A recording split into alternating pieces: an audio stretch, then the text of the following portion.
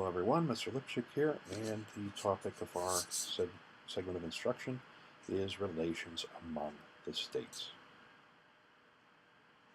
Interstate relations. Article 4 of the Constitution requires states to do the following. 1. Give full faith and credit to the laws, records, and court decisions of other states. 2. Give one another's citizens all of the privileges and immunities of their own citizens. 3. Extradite or return to a state criminals that flee across state lines to escape justice. Without this requirement, states would be more like independent countries than members of the United States. History has shown that if states are not bound together by laws, they will eventually disintegrate. An example would be the Holy Roman Empire, the Ottoman Empire, and the Kingdom of Poland. Bound together mostly by historical and cultural ties, the states of the Holy Roman Empire, which you see to the right, eventually went their separate ways. The Holy Roman Emperor, who at least in theory, ruled over all these states, did not have the power to hold them together. The Ottoman Empire did not unite states under common laws or customs, they just demanded money from them. And states within the Kingdom of Poland made alliances with other countries.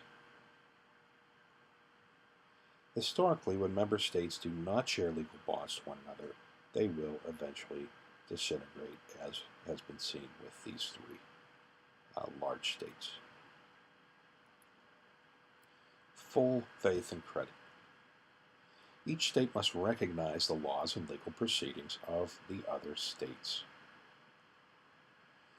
This clause applies only to civil laws, not to criminal laws. A state is not required to enforce criminal laws of another state, as this would be impractical.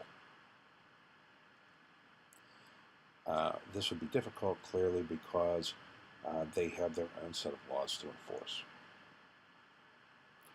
Only civil laws, referred to as public acts, are enforceable. An example of the civil laws that this applies to would be enforcing child support payments, a civil court decision, upon a parent living in another state. So states will enforce each other's child support decisions, ensuring that a parent cannot flee to another state to avoid supporting their children. Full faith and credit also applies to public records from another state. Documents such as marriage licenses, deeds, leases, wills, car registrations, etc. must be honored. Judicial proceedings are also covered by full faith and credit. Judicial decisions, civil matters in one state, will be enforced by all states. A civil court in one state will enforce the decision of civil courts in other states. Privileges and immunities. A state may not unreasonably discriminate against the citizens of other states. Keyword there is unreasonably. The right to pass through or live in any state is a privilege and immunity that we all have. You may use the courts of any state. You can make contracts in any state. And citizens from another state are subject to the same laws and have the same protections under the laws as those living in that state. Reasonable discrimination, however, is permissible, such as charging out-of-state residents more for college tuition. This makes sense because state taxes are paying for those colleges, and that is one way of making that up. And requiring individuals to live in a state to practice a profession there.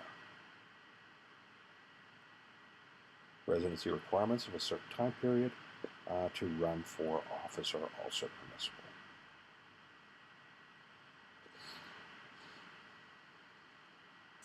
Extradition. A person charged in any state with treason, felony, or other crime, who shall flee from justice and be found in another state shall, on demand of the executive authority of the state from which he fled, be delivered up to be removed to the state having jurisdiction of the crime. This is Article 4, Section 2 of the Constitution.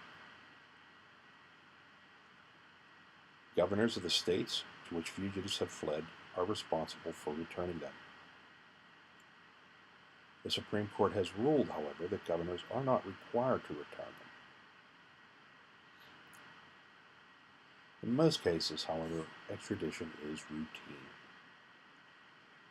There have been cases, however, where the governor has refused to extradite certain fugitives when they have felt that injustices have occurred. The federal government has responded by making it a crime to flee a state to avoid prosecution. This enables federal prosecutors to take custody of the fugitive and return him or her to the state where the crime occurred. A famous case, Robert Elliott Burns was sentenced to hard labor in a Georgia chain gang in 1922. He escaped because of inhumane treatment he received there. He was arrested in New Jersey, but the governor refused to extradite him because of the cruel treatment he received there.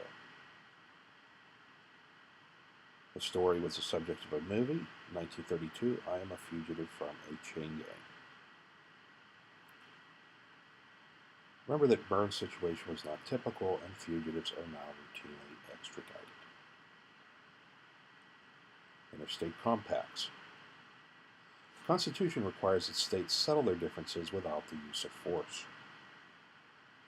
States negotiate interstate compacts, written agreements between two or more of the states. National government or foreign countries may also be part of the interstate compact. Congress must approve all interstate compacts, however. The number of interstate compacts has increased over the years, and they usually involve matters of commerce and the environment. The Easy Pass system, the transponders you use on the turnpikes, on toll roads in other states, are a good example. So, PA Easy Pass will allow you to use toll roads in Ohio and New York and a number of other states. Frequently, there are lawsuits between states. Lawsuits between individual states are heard immediately by the Supreme Court. The Supreme Court has original jurisdiction in these cases. Many of these suits have been over territorial and boundary lines. In the Southwest, states frequently fight over water rights. If a state diverts water from a river or other source shared by other states, the other states have a legal claim against them. Water is a scarce resource in some parts of the country.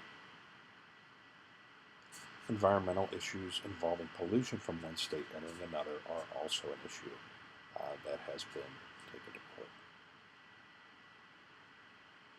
That concludes our discussion of relations between the states. Thank you for viewing, and I look forward to seeing you in the live lesson.